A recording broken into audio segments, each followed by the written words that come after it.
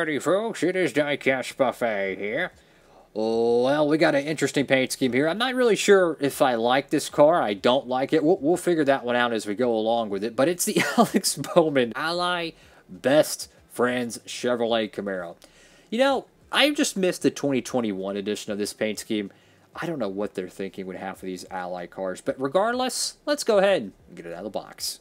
Alrighty, folks, right out of the good old box, and let's dive into this diecast review. So, first off, this car has a very interesting color palette. You have orange, pink, purple, and white.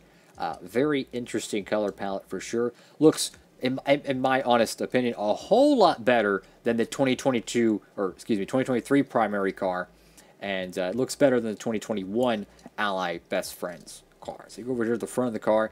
Looks like a loading screen for a video game. You know, some fast motion graphics, a little bit of a gradient transition at the bottom. Get the Ally logo there.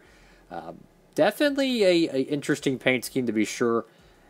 Fortunately, it actually has the proper white paint job. They didn't botch it like they did in 2022 with that urine stain car. That thing deserves to be a donor car. All the Alex Bowman 2022 cars that had the botched paint code, that needs to be turned into donors, because them things, they literally look like urine. I'd hate to see those cars in 40 or 50 years and they actually yellow, how tinted they're going to look. It's going to be embarrassing. Go over to the front windscreen. Got the Chevrolet logo there, Ally. Got the front of the car. It's all orange. Very interesting stuff. 48, Sunoco, Hendrick Motorsports. Now, this is a subtle little detail. You can see the signpost marking tape there. And it's also present on the front splitter. Usually that's reserved for raced versions, but we have seen a lot of new things of the next-gen era, so add that to it. In terms of logo placement with this car, at least they took advantage of the side panel. You know, they didn't just put a little dot here. It said Ally. No, they actually used the whole thing. I do wish this the logo did maybe go over the paw prints just a little bit. I think that would kind of look cool.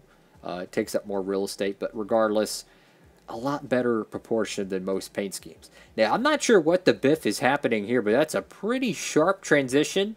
You could really see how their decal lineups actually work, and as someone who builds his own race cars, this is pretty interesting to me.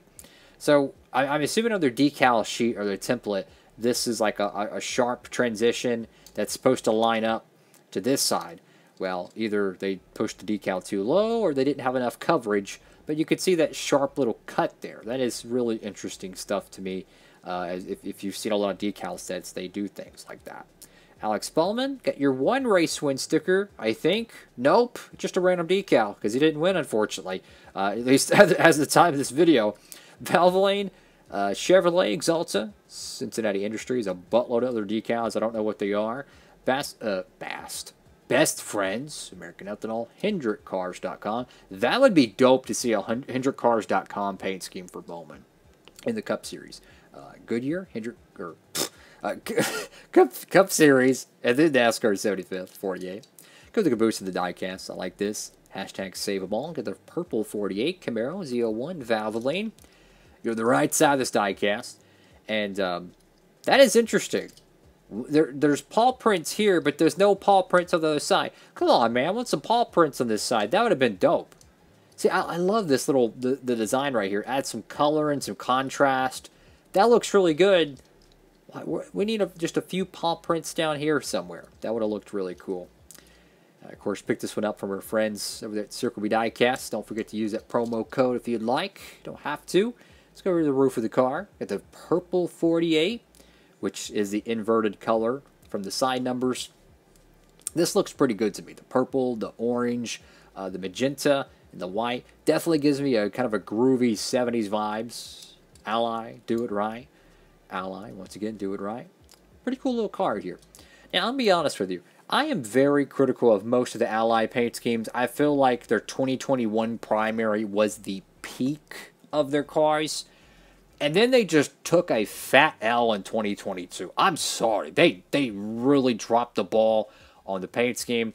And in 2023, their primary car, in my honest opinion, is nowhere near as good. The 2021 car was a metallic purple car with a little bit of pink. I think it even had a little bit of blue, maybe, or purple. Like, you know, had like a gradient or some crap. Regardless, it looked great. And it would have looked even better probably on a next-gen car with the new body lines.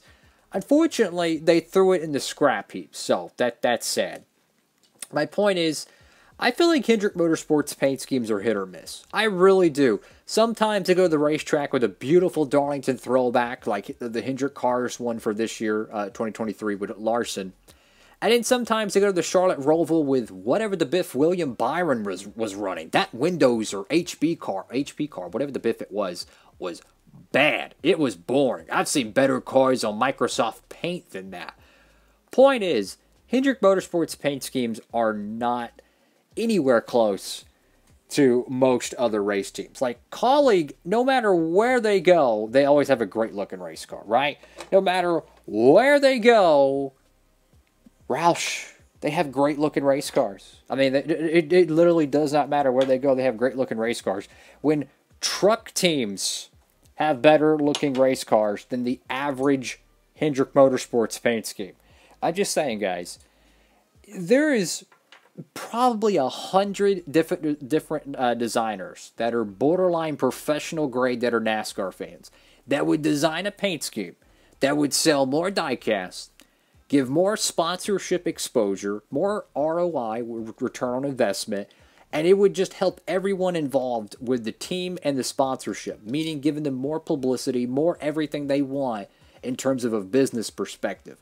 And they would design that car and put so much heart and love and passion into it for free. They would just do it just for the opportunity to work with a Cup Series team. And then I go and see paint schemes like the William Byron Roval 2023 car or the 2023 Valvoline car.